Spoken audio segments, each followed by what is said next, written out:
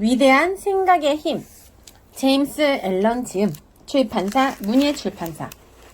제임스 앨런 20세기 문학계의 기인으로 불리며 전 세계적으로 몇백만 부의 판매고를 올린 베스트셀러 작가. 그러나 정작 작가 자신에 대해 알려진 것은 그가 1864년 영국의 레스터에서 태어났다는 사실 정도다. 아버지의 파산과 죽음으로 어린 나이에 가족의 생계를 떠맡아 했던 앨런은 38살이 되었을 때 인생의 전환기를 맞는다. 톨스토이의 영향을 받아 공허한 삶의 회의를 느낀 그는 영국 남서부 해안의 작은 마을 일프라콤으로 이사한 뒤 사색의 삶을 추구한다.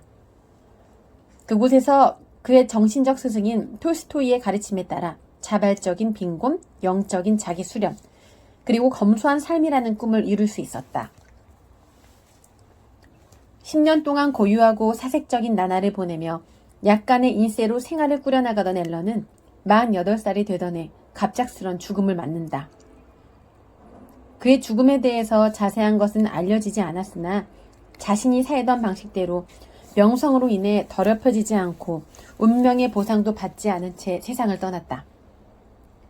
앨런이 죽은 후에야 문학계는 그의 작품의 숨은 천재성과 영감을 인정했다. 위대한 생각의 힘에 대하여.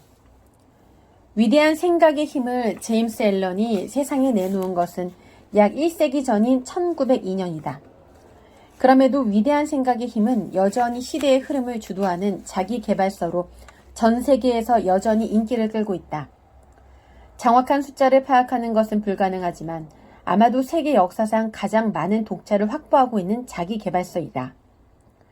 위대한 생각의 힘은 막대한 수의 사람을 더 나은 인생으로 인도해왔을 뿐만 아니라 유럽과 미국의 자기 개발서 작가들에게 강한 영향을 미쳐 그들을 통해서도 많은 사람들의 마음을 고무시켜왔다. 생각이 사람을 바꾼다의 작가 데일 카네기, 적극적 사고방식을 쓴 노먼 빈센트 필, 그리고 스스로 생각하는 사람이 된다의 알 나이팅게일, 세상에서 가장 위대한 세일즈맨의 오그먼 디노, 성공의 비결의 나폴레옹 힐, 그 밖에 자기 개발에 흥미를 가진 사람이라면 누구나 알만한 이 분야 대가들이 여기에 포함된다. 제임스 앨런에 대해서는 이 책의 작가라는 사실 외에는 거의 알려져 있지 않다. 19권의 책을 남겼지만 어느 것 하나 그의 사적인 인생과는 거리가 멀다. 가족이나 친구들의 흥미로운 증언이 조금이나마 남아있어서 이를 통해 앨런의 인물상을 추측할 수 있을 따름이다. 제임스 앨런은 생전에 눈에 띄는 명예도 부도 손에 쥔 적이 없다. 말하자면 인정받지 못한 천재 작가였다. 작가로서의 수입은 얼마 되지 않았고 그것으로 생계를 꾸려가기는 곤란했으리라 생각된다. 제임스 앨런은 1864년 11월 28일 영국의 레스터시에서 태어났다. 그의 가족은 작은 사업을 했는데 얼마 지나지 않아 거의 파탄 지경에 이르렀다. 1879년 그의 아버지는 재기를 꿈꾸며 미국으로 건너갔고 그곳에서 자리를 잡는 대로 가족들을 불러들일 생각이었다고 한다. 그러나 미국으로 건너간 아버지는 곧 강도를 만나 목숨을 잃고 마는데 이로 인해 앨런은 15살에 학교를 그만두고 가족의 생계를 책임져야 했다. 한 기업체의 경영보좌관으로 일하면서 근근히 생활을 꾸려가던 그는 1903년 인생의 전환점을 맞이하게 된다. 저술에 전념하며 살아가기로 결심한 앨런은 1912년 죽기까지 불과 9년이라는 짧은 기간이지만 19권의 책을 남긴다. 그가 남긴 책들은 그가 죽은 후에도 끊임없이 사랑을 받으며 후세 사람들의 마음을 자극했다. 제임스 앨런은 최초의 저서 빈곤에서 권력으로를 쓴 직후 잉글랜드 남부 해안 마을 일프라콤으로 이주한다. 해안을 따라 자리 잡은 조용한 그 휴양지는 철학적 연구를 위해 그가 필요로 하는 분위기를 완벽하게 제공해 주었다고 한다. 위대한 생각의 힘은 제임스 앨런의 두 번째 저술이다. 그는 이 저술을 통해 후대의 길이 남게 될 자신의 철학을 포괄적이며 조리 있게 이야기했지만 스스로는 그 내용에 만족하지 않았다. 책으로 출간하게 된 것도 아내의 끈질긴 설득이 있었기에 가능한 일이었다.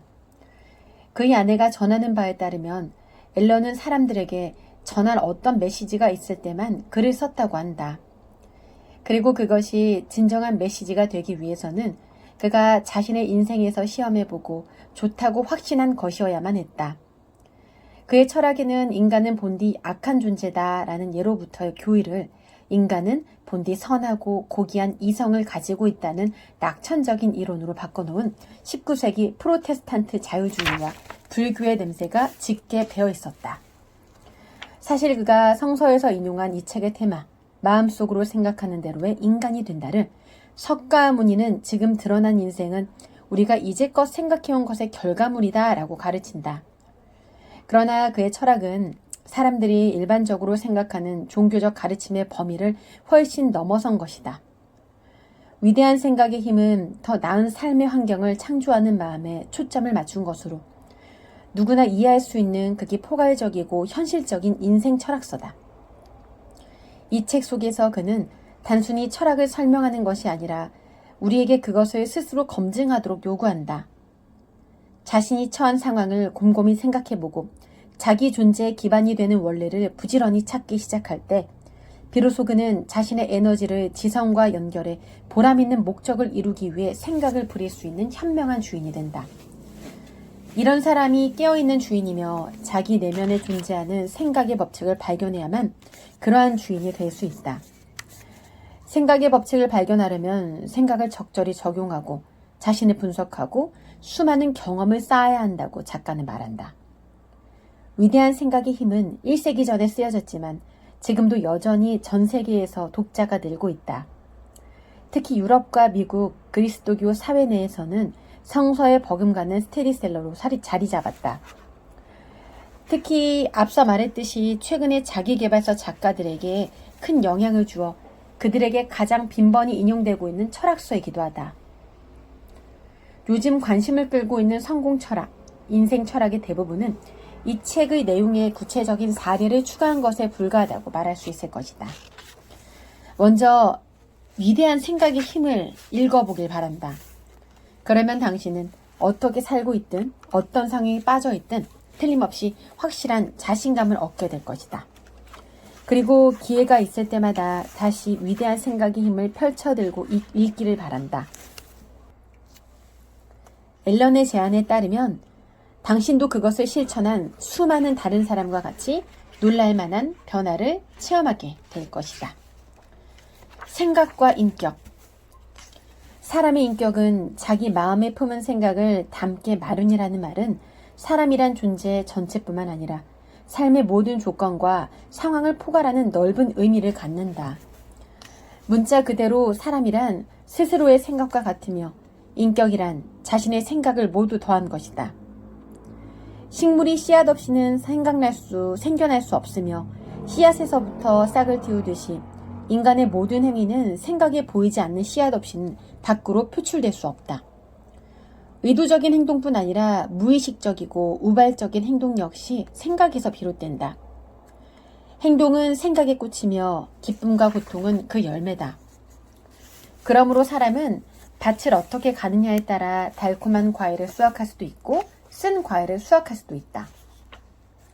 마음속에 품은 생각이 형상을 갖춰 세워지면 그것이 바로 지금 우리의 모습, 마음속에 사악한 생각이 가득하다면 달구지가 소 뒤를 따르듯 고통이 그대를 따르리라.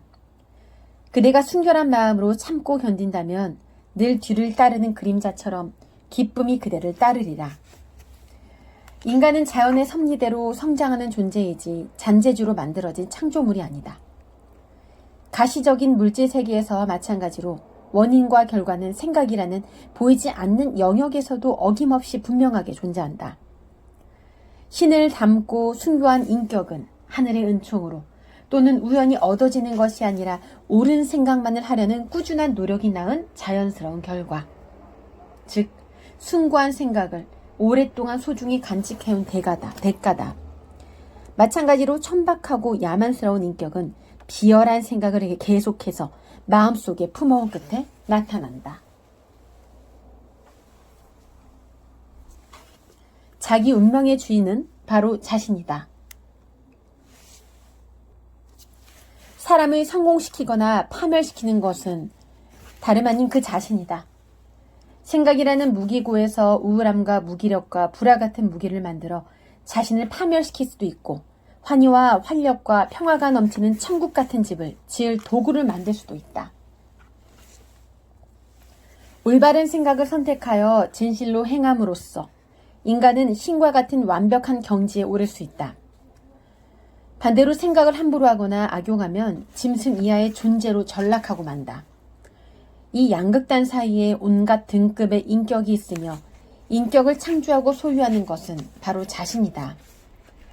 영혼에 관한 모든 아름다운 진실 중에서도 인간이 자기 생각의 주인이자 인격 형성의 주체며 상황과 주위 환경과 운명을 만들어 나가는 존재라는 사실보다도 더 기쁘고 보람된 것은 없다. 이는 신의 숭고한 약속이며 비밀이다. 힘과 지성, 사랑, 그리고 생각의 주인인 사람은 모든 상황에 대처할 수 있는 열쇠를 쥐고 있으며 원하는 바를 이루도록 자신을 변화시키고 개선시킬 수 있는 능력을 내면에 지니고 있다. 시리에 빠져 나약해져 있을 때조차 사람은 언제나 자기 자신의 주인이다. 하지만 나약함과 타락에 젖어 있다면 그는 자신의 집안을 잘못 다스리는 어리석은 주인이다. 자신이 처한 상황을 곰곰이 생각해보고 자기 존재의 기반이 되는 원리를 부지런히 찾기 시작할 때 비로소 그는 자신의 에너지를 지성과 연결시켜 보람 있는 목적을 이루기 위해 생각을 부릴 수 있는 현명한 주인이 된다. 이런 사람이 깨어있는 주인이며 자기 내면에 존재하는 생각의 법칙을 발견해야만 그러한 주인이 될 수 있다. 생각의 법칙을 발견하려면 먼저 생각을 적절히 적용하고 자신을 분석하고 수많은 경험을 쌓아야 한다.